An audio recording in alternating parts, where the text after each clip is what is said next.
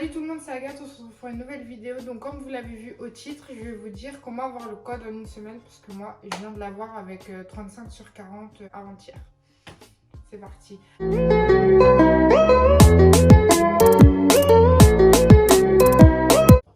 Du coup, moi je suis inscrite à Référence. C'est une auto-école du coup qui est dans le centre-ville d'Angers. Et je me suis inscrite cet été et en fait j'étais pas du tout motivée à faire le code. Au début j'allais en salle, je faisais vraiment beaucoup de fautes. Et après les auto-écoles elles ont fermé, du coup j'ai perdu toute ma motivation, j'ai arrêté, je faisais même pas sur mon application. Et du coup j'ai repris et quand j'ai repris je faisais 14 fautes. Maintenant, je vais vous dire mon mode de révision que j'ai utilisé. Donc moi, quand je me centre sur quelque chose, c'est comme quand il y a des épreuves, le brevet, le BEP, je me centre dessus à fond. Et moi, j'ai beaucoup la méthode à l'écrit, donc j'avais ce cahier. Et quand je faisais mes révisions, je regardais mes fautes à la fin en fait de la série. Vous regardez vos fautes, ça vous dit oui, vous avez fait telle faute et tout. Moi, je comprenais rien aux feux. Les feux, c'était mon pire cauchemar. Du coup, j'écrivais tous les feux sur le cahier et j'avais beaucoup de problèmes sur les feux. Donc, j'écrivais tout le temps les feux. Ça éclaire à 150 mètres, tu peux les utiliser que dans le jour, la nuit. Et tous les nouveaux panneaux que j'apprenais que je n'arrivais pas à retenir, je les mettais là. Et j'avais même mis en fond d'écran les panneaux d'interdiction, de danger. C'était mon fond d'écran d'accueil et mon fond d'écran verrouillé, c'était les panneaux d'obligation. Vraiment, c'était une révision 100%. C'est vraiment quand vous faites ça, par contre, vous êtes coupé du monde, mais c'est vraiment possible. Moi, j'ai tout délaissé. J'ai même arrêté d'aller en cours sur une semaine, sur 4 jours, pour vraiment me centrer du soir au matin. Et j'ai aussi beaucoup regardé les vidéos d'un youtubeur qui s'appelle Monsieur Permis de Conduire. Et il vous explique tous les distances, les panneaux. Et ce qui est bien après ces vidéos, c'est que vous avez une séance de questions qui va être réservée à ce que vous avez appris avant. Donc si vous regardez la vidéo des distances, juste après vous aurez des questions que sur les distances. Et moi je les regardais à chaque fois. J'avais l'habitude de regarder Netflix quand je faisais quelque chose dans ma chambre, quand je prenais ma douche.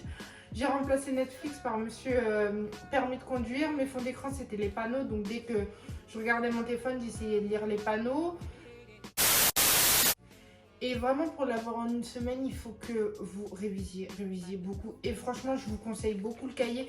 Ça sert à rien d'acheter les cahiers qu'on voit. Parce que dans les cahiers qu'on voit, vous allez apprendre tout en gros blocs. Et les livres, ils sont trop énormes pour lire en une semaine.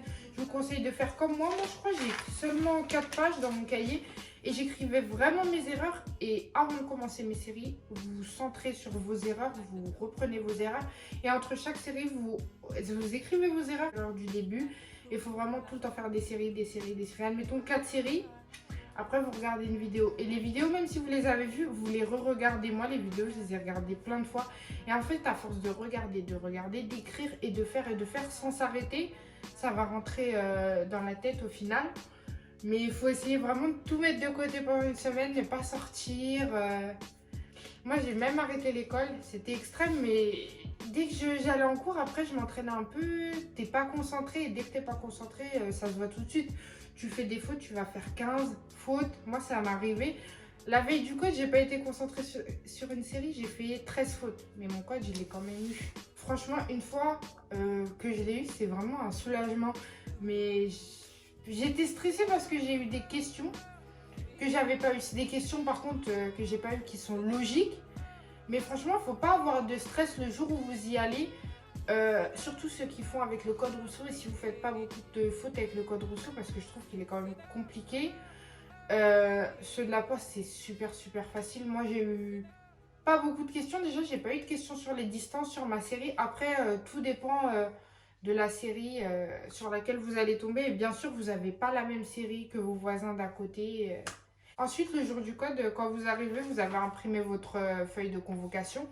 Ils vont vous demander du coup d'enlever le masque, de mettre votre carte d'identité ici pour qu'on vérifie que c'est bien vous. Ils vont prendre votre nom, vos prénoms, votre numéro de carte d'identité, votre numéro NEPH. Ensuite, vous laissez toutes vos affaires dans un casier. Quand vous rentrez, vous allez vous installer et il y a votre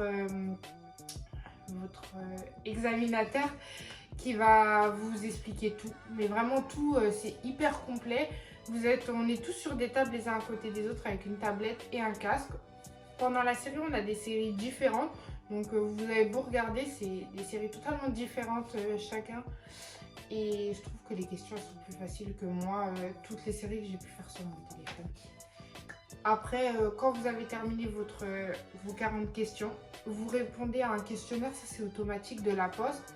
Après, on attend parce que des fois, vous pouvez tomber avec des personnes qui font...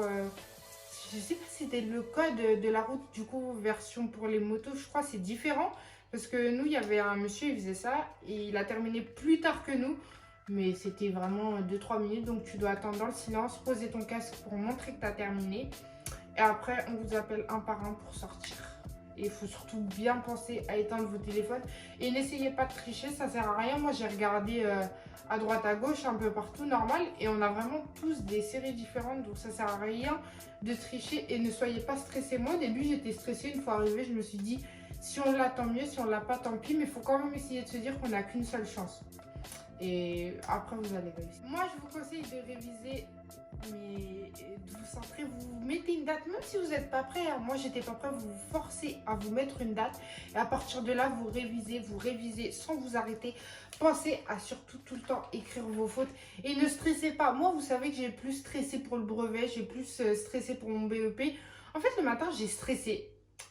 Et une fois arrivée devant la salle, quand l'examinatrice elle est sortie, je suis arrivée super tôt. Je stressais, après je me suis dit, je relis pas mon cahier, ne relisez pas votre cahier à la dernière minute. Parce qu'en fait, comme vous êtes dans le speed, vous allez essayer de lire. Déjà, moi, j'ai essayé de le lire. Je voyais que je commençais à m'emmêler. Comme je stressais, je voulais prendre toutes les informations de mon cahier. Ça, c'est pas bon. Ne révisez pas l'heure d'avant d'y aller. Moi, j'ai révisé le matin, mais une heure avant, j'ai arrêté parce que ça va être super stressant. Et la veille, pensez surtout à dormir tôt. C'est ce que j'ai fait, comme ça, vous réfléchissez bien. Et franchement, c'est un poids en moins. Là, j'étais une semaine intensive.